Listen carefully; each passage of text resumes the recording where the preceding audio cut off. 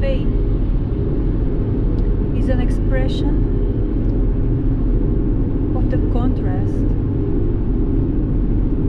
between what I am and what I see myself to be.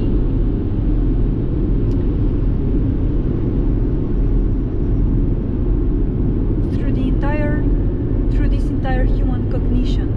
So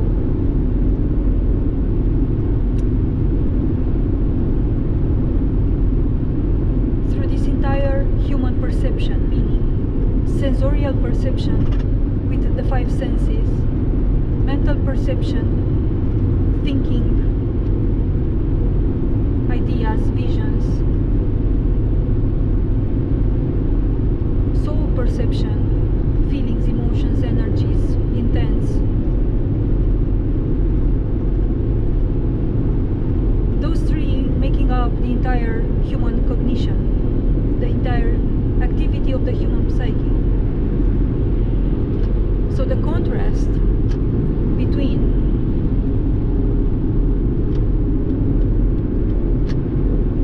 what I am already and what I see myself to be through this human cognition, through this human psyche, the totality of it, the totality of the human psyche,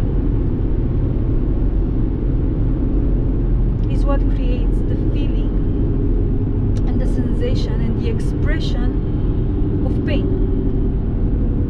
Pain is just the measure of the difference between what I am and what I see myself to be. Because what I see myself to be does not match what I am, there is a feeling, a sensation, a signal that I call it and we call it pain. Pain is just the signal, the expression, the tool that lets us know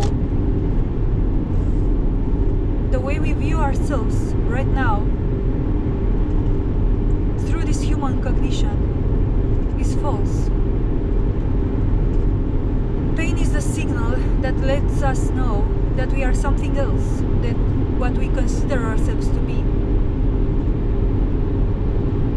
As much as an individual experiences a high level of pain, even if that pain is mental, emotional, energetic, or physical, this is how much one can understand the difference between what one really is and what one takes itself to be. So in a way, we can call this signal a signal of evolution, because through this signal, our human cognition is given the chance to understand that it has to evolve itself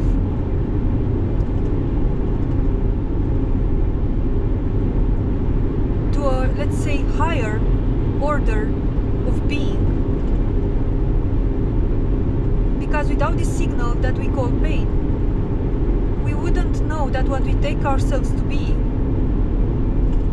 is not what we truly are.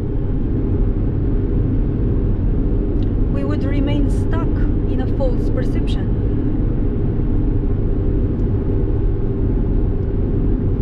If there would be no signal that could let us know the error of judgment and of perception that we are under. So pain can be described as an evolutionary force, a signal, an expression, a tool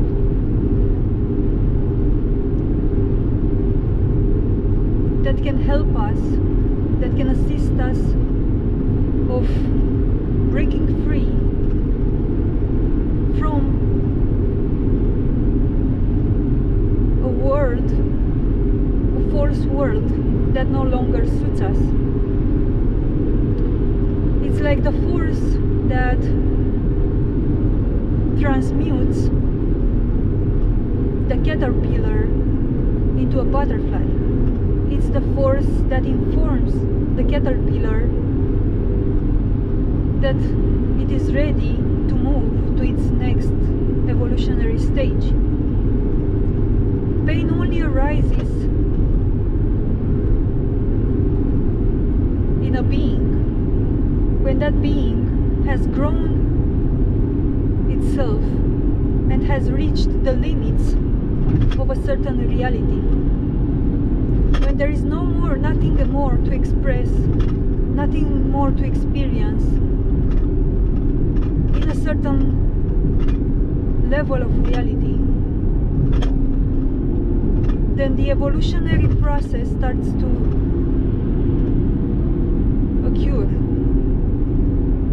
An evolutionary jump is ignited within that being, and that being prepares itself like the caterpillar to move to its next evolutionary stage.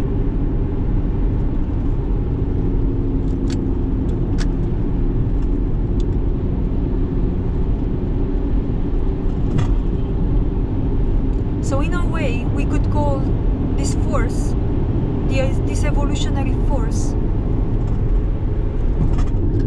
the force of love.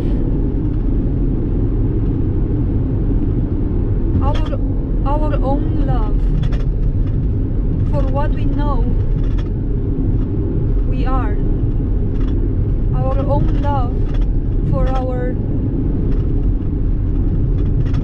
evolved, enhanced being. Our own love for experiencing ourselves in truer and truer ways. If there would be no this force of love towards ourselves, towards our truest nature would not exist, then pain would not exist either. Pain and love are like two facets of a same coin.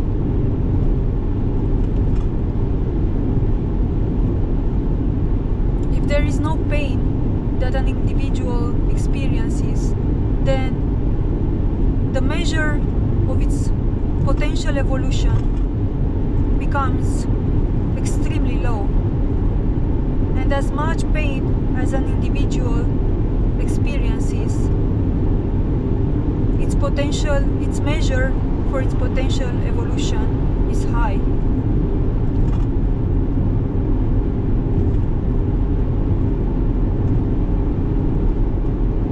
So we are here on this earth like the caterpillar that has just finished its stage of development and experience as a caterpillar, and is now ready and has started the process of metamorphosis towards becoming a butterfly.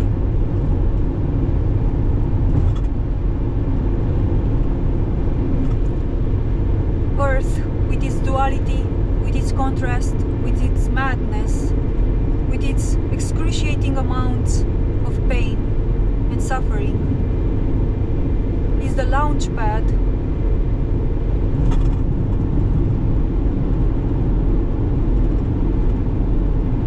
that can propel some of the beings who are already ready to their next stage of evolution.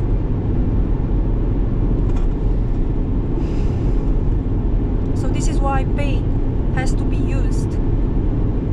If we feel pain in any area of our existence here on earth, if we feel pain in as a mental pain, if we feel pain as an energetic or emotional pain, if we feel pain in our body, then that pain has to be used.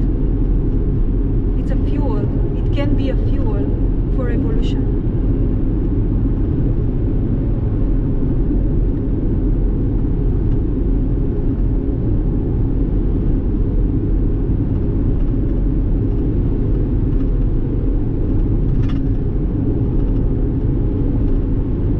life on Earth is like similar